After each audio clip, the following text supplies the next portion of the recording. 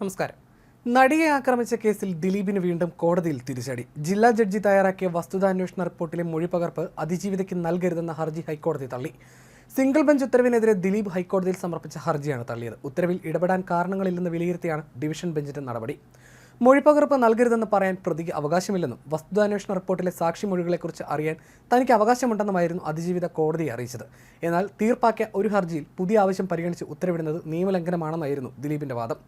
Memory കാർഡിന്റെ hash value മാറിയതുമായി ബന്ധപ്പെട്ട് ജില്ലാ ജഡ്ജി നടത്തിയ അന്വേഷണത്തിന്റെ റിപ്പോർട്ടിലെ വിശദാംശങ്ങൾ നേരത്തെ പുറത്തു വന്നിരുന്നു. ഒരു മജിസ്ട്രേറ്റും കോടതിയിലെ ജീവനക്കാരനും ഈ മെമ്മറി കാർഡ് കൈകാര്യം ചെയ്തിരുന്നുവെന്നായിരുന്നു വിവരം. തുടർന്ന് അന്വേഷണവുമായി ബന്ധപ്പെട്ട കണ്ടെത്തലുകളിലേക്ക് നയിച്ച മൊഴികളുടെ പകർപ്പുകൾ ആവശ്യപ്പെട്ടുകൊണ്ട് അതിജീവിത ജില്ലാ ജഡ്ജിക്ക് കത്ത് നൽകിയിരുന്നു. എന്നാൽ ജില്ലാ ജഡ്ജി അത് നിഷേധിക്കുകയായിരുന്നു. പിന്നാലെ മൊഴി പകർപ്പുകൾക്കായി അതിജീവിത ഹൈക്കോടതിയിൽ നിന്നും അനുകൂല വിധി നേടുകയായിരുന്നു. ഇതിന് പിന്നാലെയാണ് ദിലീപ് മൊഴിപകർപ്പ് അതിജീവിതയ്ക്ക് നൽകരുതെന്ന ആവശ്യവുമായി ഹൈക്കോടതി ഡിവിഷൻ ബെഞ്ചിനെ സമീപിച്ചത്.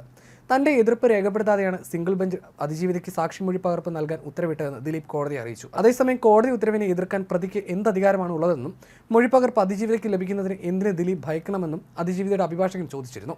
ജില്ലാ ജഡ്ജിയുടെ റിപ്പോർട്ടിലെ വിശദാംശങ്ങൾ അറിയാൻ തനിക്ക് അവകാശമുണ്ടെന്നും തന്റെ മൗലിക അവകാശമാണ് ലംഘിക്കപ്പെട്ടതെന്നും അതിജീവിത കോടതിയിൽ വാദിച്ചു. അന്വേഷണ റിപ്പോർട്ടിലെ സാക്ഷിമൊഴി പകർപ്പ് എന്തിനാണ് ദിലീപിനെന്ന് അതിജീവിത ചോദിച്ചു.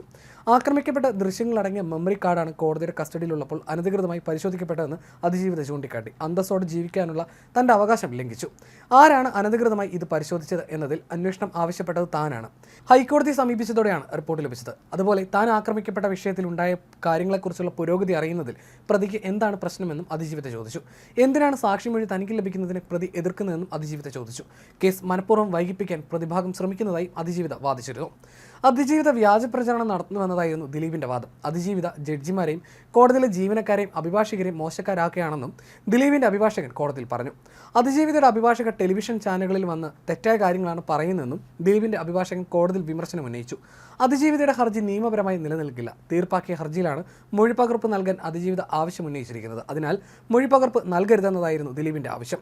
അന്തിമമാക്കിയ ഹർജികളിൽ പുതിയ നിർദ്ദേശങ്ങൾ ആവശ്യപ്പെട്ട് അപേക്ഷകൾ നൽകുന്നതിനെ സുപ്രീം കോടതി വിമർശിച്ചിട്ടുണ്ടെന്നും അപ്പീലിൽ വാദിച്ചിരുന്നു. വസ്തുതാന്വേഷണ റിപ്പോർട്ടിലെ സാക്ഷിമൊഴി പകർപ്പ് അതിജീവിതയ്ക്ക് നൽകാനുള്ള സിംഗിൾ ബെഞ്ച് ഉത്തരവ് ചോദ്യം ചെയ്തായിരുന്നു ദിലീപിന്റെ അപ്പീൽ. തീർപ്പാക്കിയ ഹർജിയിൽ പുതിയ ആവശ്യങ്ങൾ പരിഗണിക്കുന്നത് സുപ്രീം കോടതി വിധിയുടെ ലംഘനമാണെന്ന് ദിലീപ് കോടതിയിൽ വാദിച്ചു. അതിജീവിതയ്ക്ക് മൊഴിപകർപ്പ് നൽകണമെന്ന ഉത്തരവിൽ സിംഗിൾ ബെഞ്ച് തന്റെ എതിർപ്പ് രേഖപ്പെടുത്തിയിട്ടില്ലെന്നും ദിലീപ് കോടതിയിൽ പറഞ്ഞിരുന്നു. എന്നാൽ മൗലിക അവകാശം ലംഘിക്കപ്പെട്ടതിനാലാണ് ഹൈക്കോടതി സമീപിച്ചതെന്നും മൊഴി നൽകേണ്ടതില്ലെന്ന് പറയാൻ പ്രതിക്ക് അവകാശമില്ലെന്ന് അതിജീവിത കോടതിയിൽ മറുപടി നൽകി.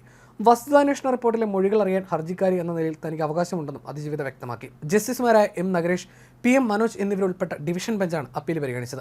നടി ആക്രമിക്കപ്പെട്ട കേസിൽ മെമ്മറി കാർഡിന്റെ അനധികൃത പരിശോധനയെക്കുറിച്ചുള്ള അന്വേഷണ റിപ്പോർട്ട് റദ്ദാക്കണമെന്ന അതിജീവിതയുടെ ഹർജിയും കോടതി മുമ്പാകെയുണ്ട്. കോടതിയുടെ നിർദ്ദേശങ്ങൾക്കനുസൃതമായ അന്വേഷണമല്ല ഉണ്ടായതെന്ന് ചൂണ്ടിക്കാട്ടിയാണ് അതിജീവിത റിപ്പോർട്ട് റദ്ദാക്കണമെന്ന് ആവശ്യപ്പെട്ട് കോടതിയെ സമീപിച്ചത്. ഈ ഹർജി നിലനിൽക്കുമോ എന്ന കാര്യത്തിൽ വിശദമായ വാദം മെയ് 30 നടക്കും.